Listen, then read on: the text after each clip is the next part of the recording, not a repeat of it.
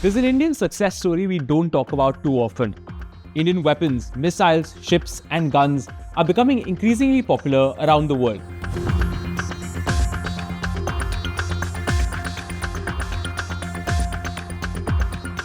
These include BrahMos missiles in the Philippines, artillery guns in Armenia, and precision parts in America.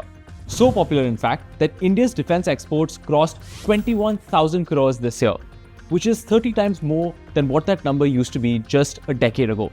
That's a massive change.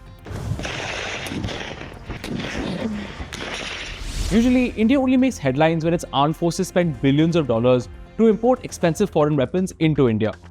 But that story is changing. And on this episode of Threadbare, we'll tell you the story of how India's defense export revolution is taking the world by storm.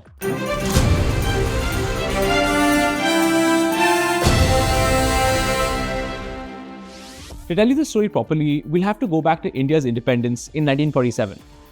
At the time, India didn't have much of a defense industry to speak of. The colonial British Raj didn't really set up a major defense manufacturing infrastructure in India, despite the fact that India was a major base of operations for the Allied powers in the Second World War. After independence in 1947, India's government seized control of the defense sector and refused to open it up to private manufacturers. Instead, it set up public sector companies to arm the country.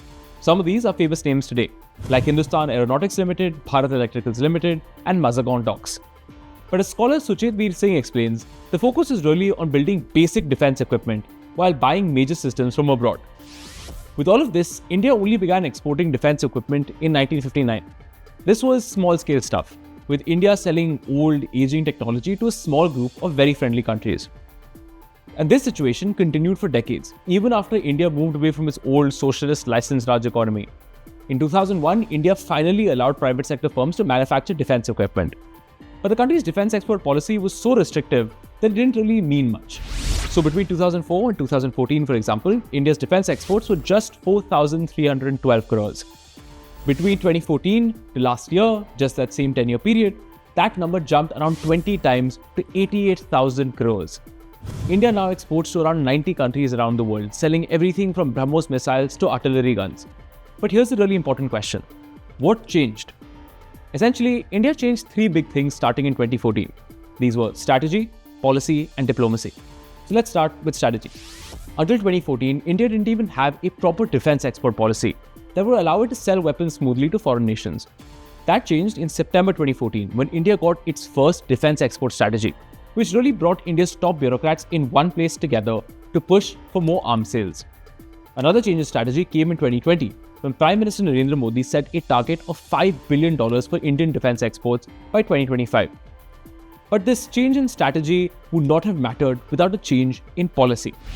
India's defense export success story would not have been possible without a large push to build up the country's domestic manufacturing. The whole Atmanirbhar Bharat push of the last few years that you've been hearing about has really been about this, building up Indian defense companies. So the new defense acquisition procedure brought out in 2020 ensured that India's armed forces would buy more products from Indian companies. At the same time, the government released what are called indigenization lists. These lists include thousands of defense items that can no longer be imported from foreign countries. This, in fact, would force Indian companies to make those items instead. According to the Observer Research Foundation, that policy has been pretty successful. Out of a list of over 4,000 items on that list, around 62.5% have already undergone indigenization. India's government has also made it easier for defense firms to meet compliance requirements and obtain licenses to export abroad. There's one final thing that India has changed: diplomacy. India's Ministry of External Affairs has posted defense attaches in countries ranging from Poland to the Philippines in order to scout out more military contracts. At the same time, India has given a number of countries, particularly in Africa, the use of lines of credit. Essentially, these credit lines allow countries loans at low interest rates, which they then use to buy defense equipment from Indian companies. Sri Lanka, Vietnam, Guyana, and Tanzania are just a few countries that have received these lines of credit to buy defense equipment from India. All of this has come together to turbocharge India's defense exports. Over 21,000 crore rupees worth of defense equipment was exported just last year. And India's top export destination is, quite surprisingly, the United States of America. Almost 50% of India's defense exports go to America. And the reason for that is major US defense companies like Boeing and Lockheed Martin have set up joint venture facilities in India. These facilities manufacture parts and components that American defense companies are increasingly integrating into their global supply chains. So fuselages, spar boxes, electric panels, empennages, India is selling about $1 billion worth of components to these American firms. Israel and Armenia are also major buyers of Indian defense equipment, which shows just how much defense exports have been breaking new ground abroad. And even more interestingly, it's private sector companies who account for around 60% of India's foreign sales, despite the fact that they only came up about 20 years ago. Tata, Kalyani, Mahindra, Indo-MIM, these are some of the private players that are exporting the most in India. Government companies like Munitions India and Hindustan Aeronautics Limited have also been the major exporters. But there's a little more to this story. While India's defense exports have increased, they still haven't hit the $5 billion target the Modi government set for 2025. India also accounts for an estimated 0.2% of global defense sales, which means that it isn't even in the global top 25 arms sellers. This means that Belgium, Norway, Belarus, Canada, and Switzerland, countries that are much, much smaller than India, sell more arms than it globally. Experts also point out that while India has managed to sell a number of components and parts to militaries all around the world, it has had much less success when it comes to selling high-value systems. So for example, India has had some success with high-value systems like the BrahMos missile system, but there aren't enough successes like that. India's efforts to sell its Tejas fighter to a number of foreign militaries haven't seen success, and past sales have not turned out well. A key example of this was the sale of 7 Dhruv helicopters to Ecuador. After 4 of those helicopters crashed, Ecuador unilaterally terminated its agreement with HAL, which wasn't the best advertisement for Indian defense sales abroad.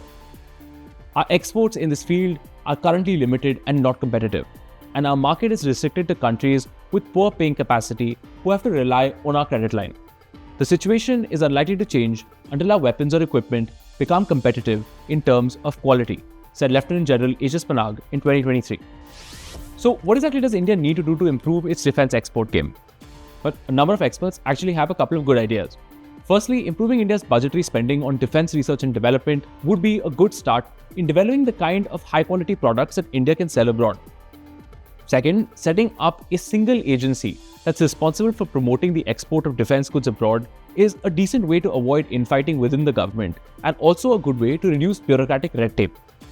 And finally, countries across the world, but particularly in Africa and other developing nations, will be attracted to Indian weapons. That's largely because India's offerings are more cost-effective than those of its Western competitors. Capitalizing on these opportunities in the developing world is expected to help India achieve the $5 billion target it set for itself in 2020.